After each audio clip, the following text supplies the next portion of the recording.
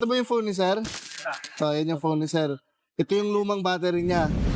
Ilang percent to sir hindi alam mo sa amin kanina? Ano po, nakalagay na po service sa 71% yung battery health niya.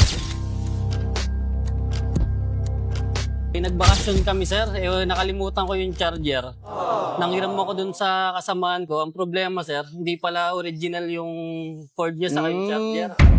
Dati naman sir, before ko gamitin yung charger, hindi naman ganun yung pagbaba niya.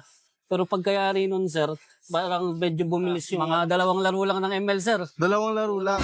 Wala na sir. So yun, medyo hassle din talaga sir. Sir, lalo sir, pagka kailangan bumiyahe ng malayo. Okay na rin yung phone mo sir. Back to 100% na sir. Thank you sir. Thank you, Salamat. sir.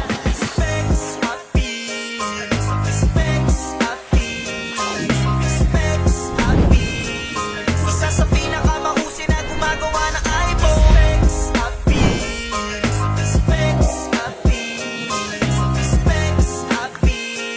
Sa pinagkakatiwalaan kung usapan lang ay iPhone. Kasakit o kalabad ba imong ulo? Imong guba ang iPhone asa ipaayo.